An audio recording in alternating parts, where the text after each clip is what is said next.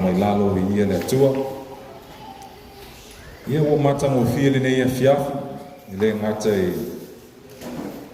ai tema sa whapeona sila iai, mai tātou au talavou, ia le ngata fo i lea o le tātou worship team, ia mo lunga vi inga o le atua, al nei a fiafi ia, se avanoa mo le upo le atua, la fo se whamalo si au le nei a fiafi mo oe mau, ia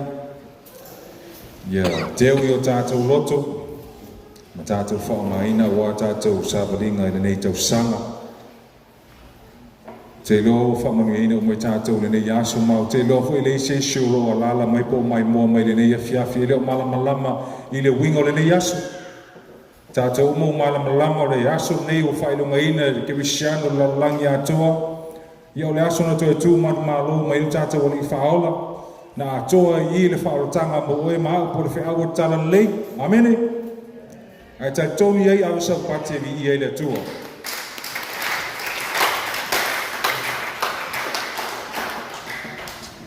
Iau nei la fiafi. Iau se wha malusi. O le amau e tusi leo le mua le korinito. Alona mta apo sfuma lima. Mua le korinito. Alona mta apo sfuma lima. Ia whālawa ni whai upo e fia whai tauina le nei a fiafi. A whai alo ia te oe lau tuspaia, so e ane whātasi mau e tusina le mua le korinito. Rona mta apo sfuma le lima. Ia e fia whai tauina le whai upo mua se i whangata le whā. Mua le korinito sfuma le lima. Rona whai upo mua se i whangata le whā. Ia au maua lau tusi alanga mai vi ia le atua. La tātou whaitau whaatasi ai, whaitau ngese, whaitau manino, whaitau. O te whaino atu i a te utou, le tala le lei, na o whora na atu i a te utou.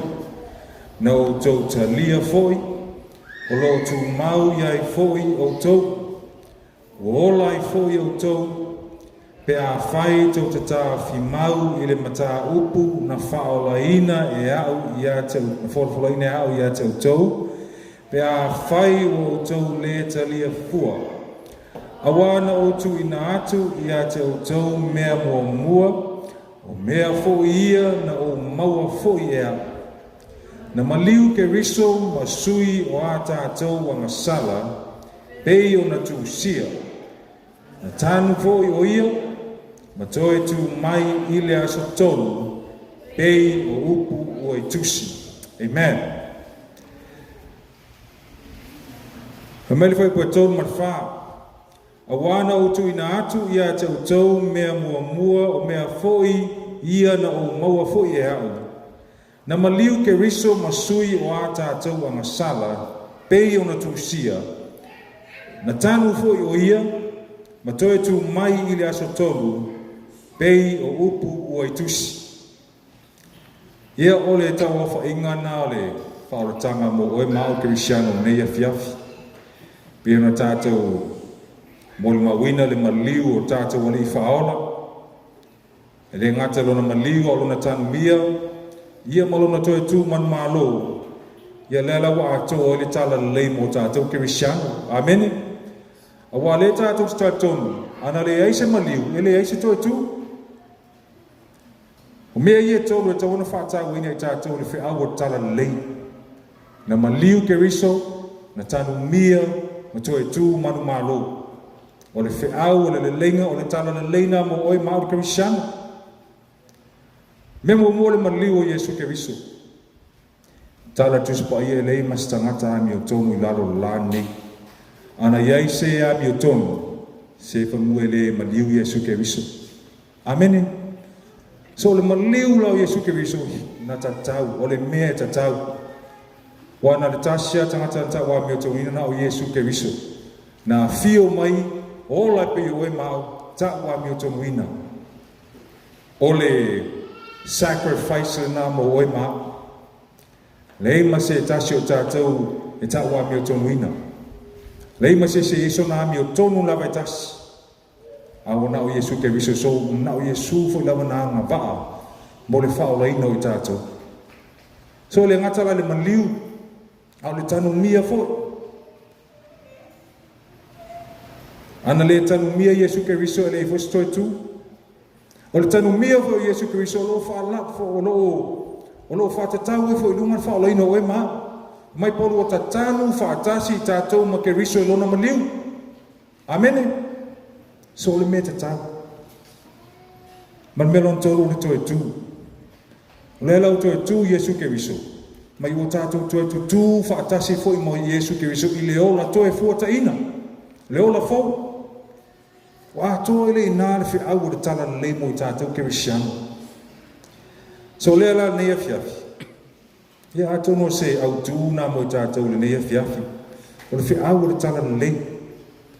Te lo le fi au de tala le.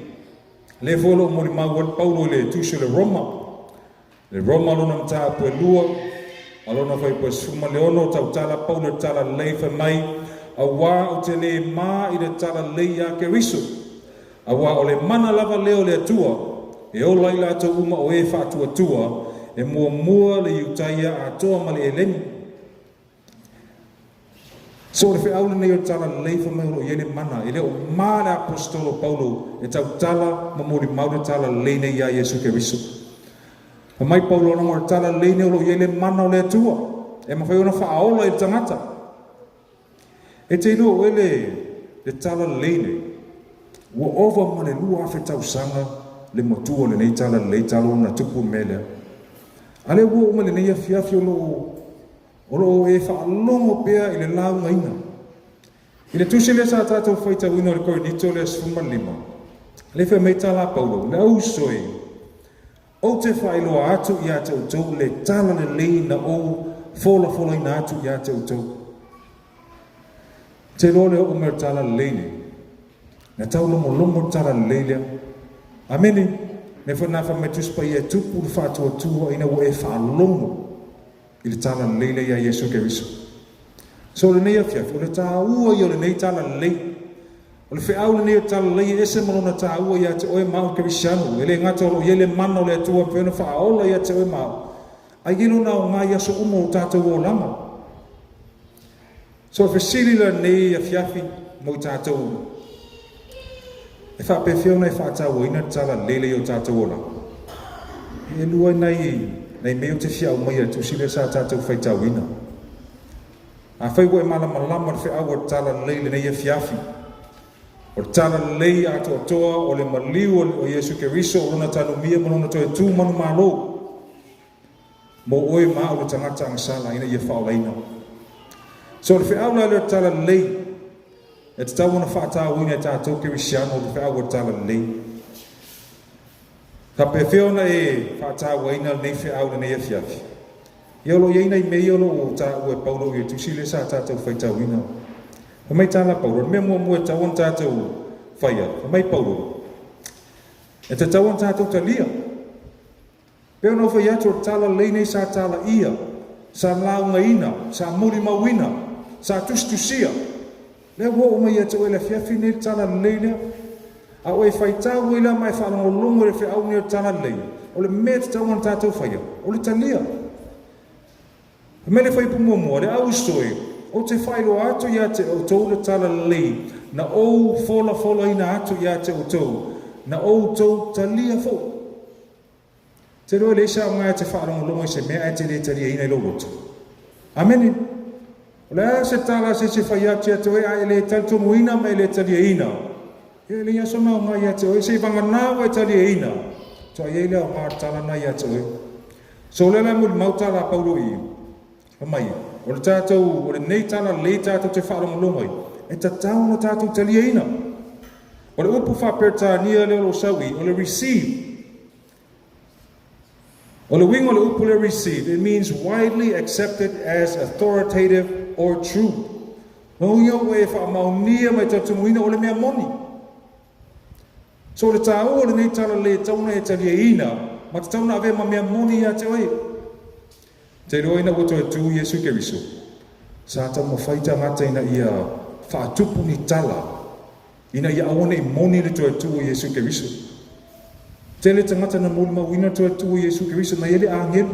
na ye tina no ya sile tu mau na fa ali Yesu ya na uso eu foi au no ina leo ina tu mau sala tu mun mau wina no tu Yesu ke viso na la tu wo fai lo ina farsaio mo na busta lama ai mena vanga na fai o tu i tupe ya vanga fai a fa mai si fai ngoko mo moe o me au so mo ese tino Yesu amen so le tala ino le tala lei nei la fo la vai eta ngata le utali ina au le nei tala lei mo oe mau le Cristiano e tatau ona tatu utali ina ave ma mea moni ya te oe na ngolo o tele o mai fo la pe ona tupu na vai tei o le fo tupu vai tau ni tatu te iai o lo iei lava tangata o lo fa mai la tu te le tak tu muina o lo la tu ta ma fai fo ia mai mau ma tu spa ia ma fa ni liu sa se ina nei au ni tatu tak tu muina o to tu man malo Yesu Keriso ma fa ato ina le fa o tanga mo e mau Cristiano amen so tau tatu tali ina le tala leile Mali Ioane mua non fai po suma lo mai au lato uma o ina talia ina o ia ma fatu atua i lona suafa na batu ia ile manuia e ta ua i po fa na ua le atua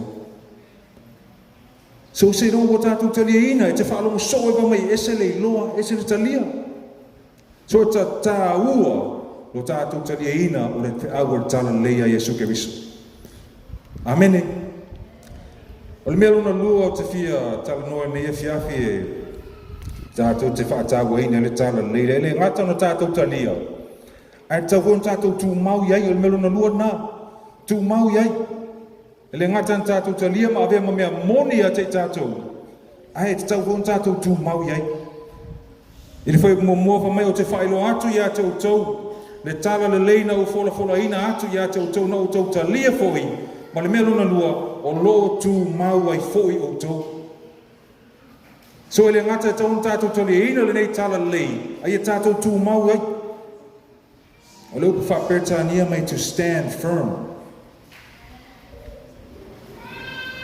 o lo wingo to stand firm but to mau le mai to have or maintain an upright position wingi e tu sa o lu mo tala lei la o nei manu lui o nei fe me ai amen Nau fo le o tele fo i tala ia wa. O tele fo isi mau tala leia wa iai. O tele fo isi mau good news and gospel ia o tātou whaalongo iai. A tātou le whai tete la iai. Te ia o tātou tali e ina le tala leia le moni. Amene. O vai tau ne o tātou iai o sa o tele o mau tātou runga se esele o iai. Whai ngofia i na whaasa ina te Cristiano. Ai a whai tātou te tū mau le tala leila, ele ngata te tau na tātou ta lia, ai e tātou tū mau fo iai. Tū mau iai. Mai iau tau tū mau ma le whanga e tia. Mai stand firm, be not immovable. Winga e tū mau iai le tala leila o e ta lia. O le immovable lo winga wha mai au nei manu e lue oi. Ai fai tau tuspa ia whaparangi, i le winga le upula le immovable. E le whapeo le immovable no inga whapeo e ke mi ngoi hao ia. No, le immovable means e le ai se mea na te mawhaia una wha mi ngoi hao e. Amene. So lau tū la me tū mau le tala leile o tātou whaalongo ai. Leo e whaalongo ai wha mai paulo e le maa e ono le tala leile e le mana o le atua. O le mawhaira na e tū mau e rono winga. E le whaatanga o e seisi mea, seisi tangata, seisi taitonunga, e ave sea o e matala leile wei ai. Amene. Peo na ua whaasoa atu foi. O lo iei tangata i lo ta ua mo atheist, mo tangata i leo taitonu i se tua. O le tala i tangata poto mai o tangata atheist pito i sili na malo losi lato tu mai te te ia Yesu Keriso. They were once Christians. Sa whaifoi lato ma tangata na taitonu i le tua. Ala mo o iei. O le tu mau le tala leilea. O lato whaatanga ina, o lato poto, o lato mana tunatunga, o tala istangata, o ista tununga. O vea ma mea o maru e lua, o lato tuile. Fe awa tala le maru upo le atua. O mai oe, Cristiano nei a fiafi. O e tu mau e lava tala leile ia Yesu Keriso. Nangalo mo mau tu spa ia. E o mai o naso. O le apa ua istangata me le whaatua tua. O le a whaasa se ina i lato. I le poto istangata. Amene. So awe alala mai le ia fiafi o tūlai atu o luma. ia tātou whaatawa ina tala leile ia Yesu Keriso. Ile ngata na ia tātou talia ina, a ia tātou tū mauai. Tere tangata wa whesaua ina o rātou manatu po whea mea tonu manasa. Whengofia na e whetu nai i tatonunga whaile tangata tatonu i le tua matangata tatonu i atua ese. Aia ona sau isi tatonunga whameo tatonu lava ia Yesu Keriso, a ia nei mela aiti ese. O inara e masare whaasei na isi Kerisiana. Au te whailoi atu ele o pumoni le atua. Le whiaula nei o tala le leifa moro i ele mana o le atua. E mawheo na whaaola i atu oe maa. Le lo tau tala le apostolo Paulo. Ma mai Paulo tusi sa tātou whaita wina. Mai o tala leile na o fola ina atu i atu o tō lea sa o tau ta lia mo o tau tū mauai. Pa mai ua ola i fo i au tau. E tala leile a. E te lia ala i lo whātua tua. Mai e whaola ina i oe. Awa o le loto tātou mwai, o le ngotu tau tino ai, e whaola ina i tātou, pe ona moli marutusi. Amene. So le iaila o tātou le whaola tanga leo, ta lia ma tātou tū mauai. A whaifo e tele i talia ina le nei tala le lei po le whiau o le whaola tanga. Ia, o le wafiafi le nei, e te talia ina ai o Yesu Keriso, na maliu, tanu mia, ma to e tū manu malo mai, ono le tāpina ino le whaotanga mo oe mau. Ia ave sau pate vi ia ele atua le nei e fia.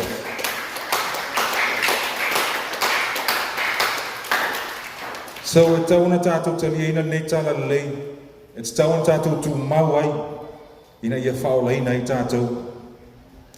Pa mai le whai poe lua, mai ua ola i fo i o tau. I le whapertania, mai by this gospel you are saved.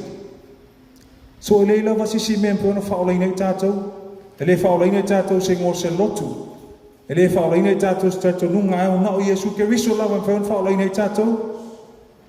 Ma Yesu Keriso le mwhawon watu se tasi ta mape ale ui ati ate ia aisea. O na ui o le ala, upumoni ma le ola. O na ngā luenga tāpina ina Yesu Keriso i lungo le sātaru mo oe mau. Nga le pauana la wala mwhawon tātou le lei ma le atua. Ma iau tātou angasala na maliu Keriso sui o oe mau. A o tātou angasala pia. Te vai le nei alofo i nā te. Amene. Mo le mautus pai o tu uolo na mamalu le langi. E fio me le langi nei. Mai le ia tau tau fo le nā manatu. Whātā ua. Whātā ua le tāra lei. O tātou maua mai le atua. Amene. Nei e fiafi. E se male alofo le atua ia te oe mau. Peona iele nei aso. Tauan tātou whaaftai ele lofo le atua. Amene. A whai e te roa upo nei pese. Ia, tātou pese whaatasi ai. Whaafetai le liwa e whaolaina u.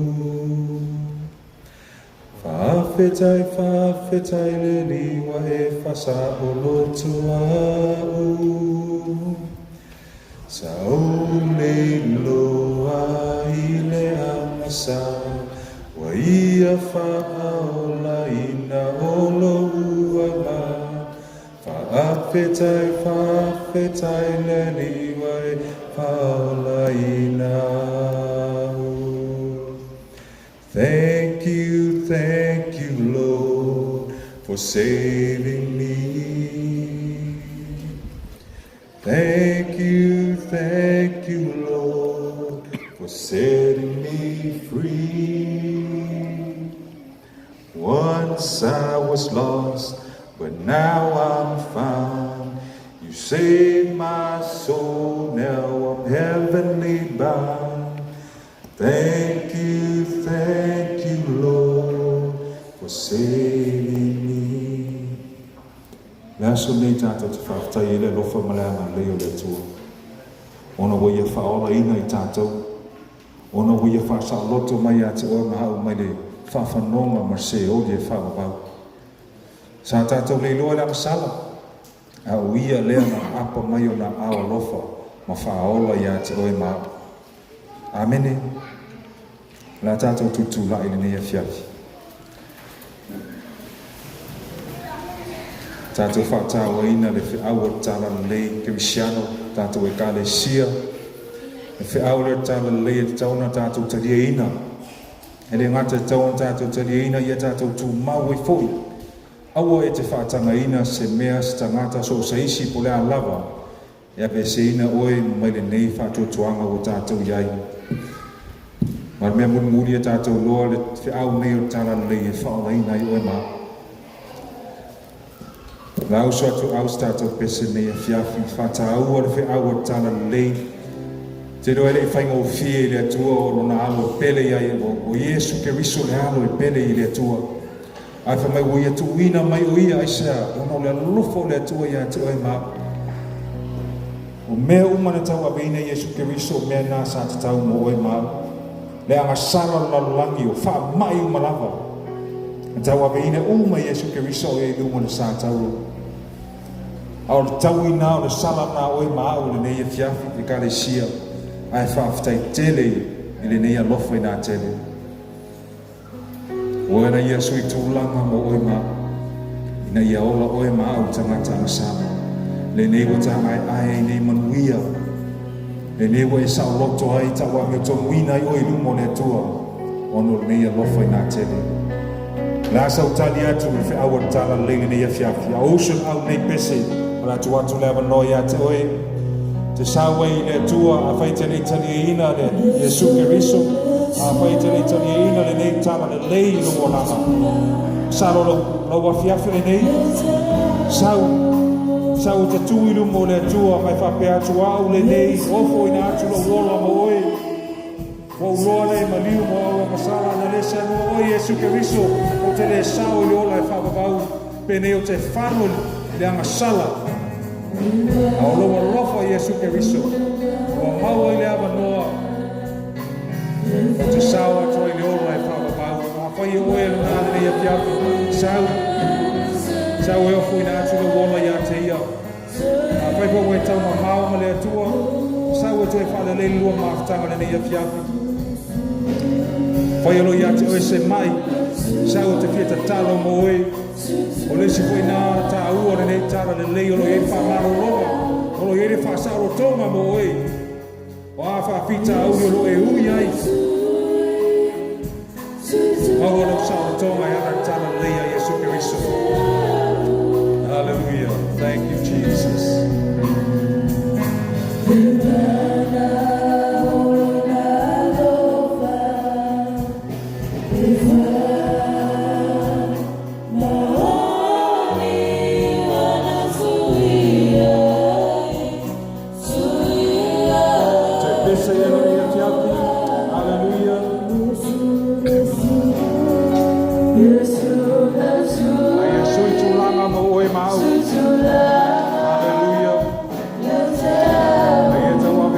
Sasa, ma le tā, o le pō, ma le whianu, o le whai. Ai e taua beina uma. Whātau wā ia te ia le mā. Ono rona alofa wha mauni ia te oe mā o le tangata masala. Hallelujah. Thank you, Jesus.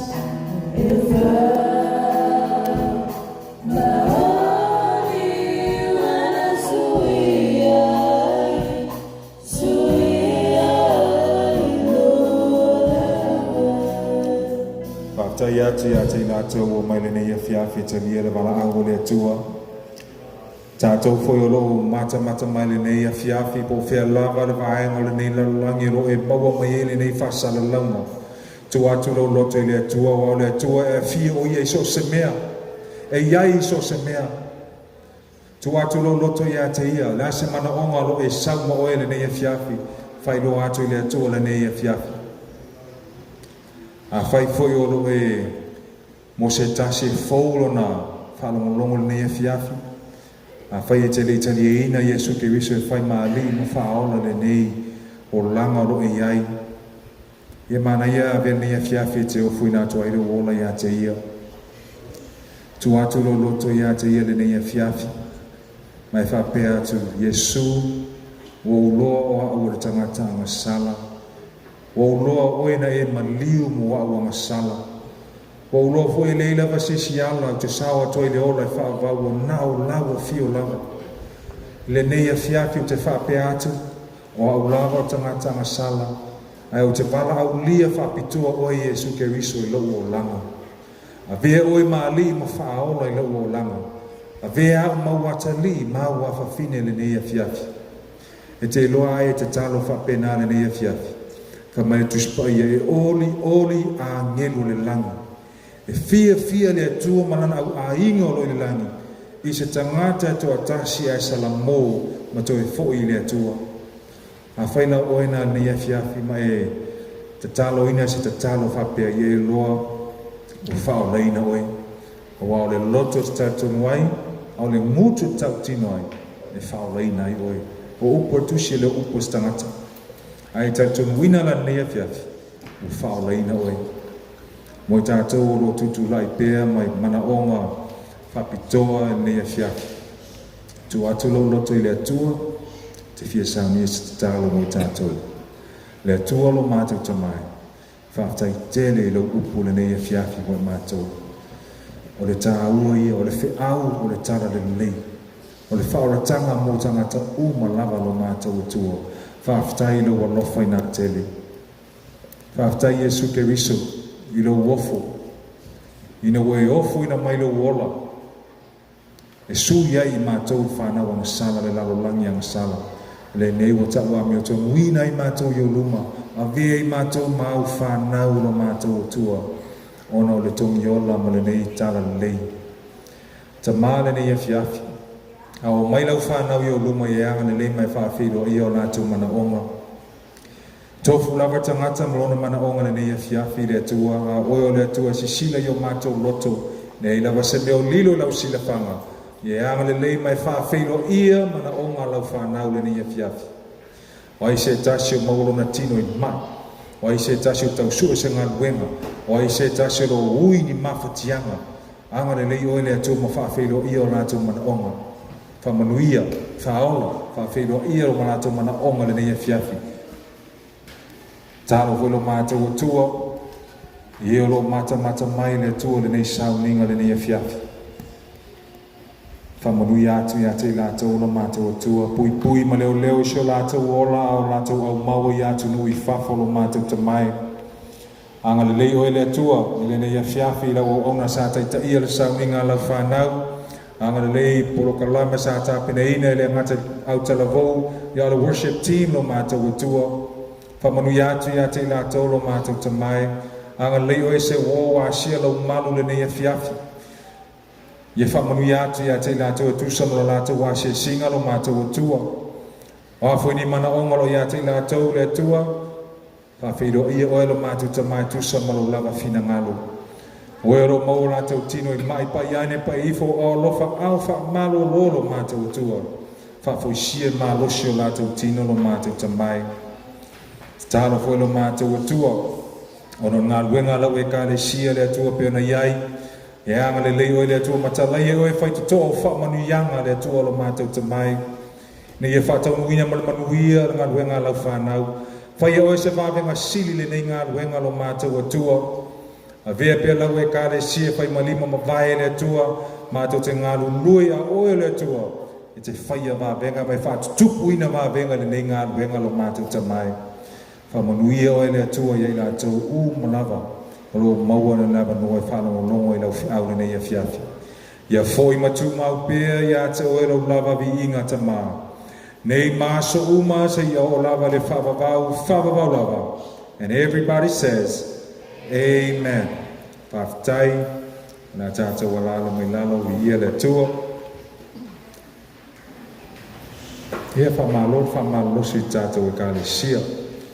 A vea nei awa noa e mole atoa le nganga whawhitai tele le ngatu tātou e ka le sia i nei ia o nei ainga mo fui o tātou e ka le sia o tātou paanga masani o lo mawa mai pēr tātou sauninga i aso sātai tasi whawhitai atu i ngā ruenga le leo lo o tau whaia tau te au auna i le atua whawhitai meo lo o tau wanga le lei mai foi i le tātou e ka le sia o la o tau whesosoani o la o tau whoai ia meso la o tau tatalu o lo manuia i pēr tātou ngā ruenga ma vai i pēr whamanianga le atua tono tātou ngā ruenga ia whamanuia tele le atua i atou tau anga le le atua mto e whātutumu me uma o whamangawina ono lo tō wawai alo whai rea tua mrana ngā duenga.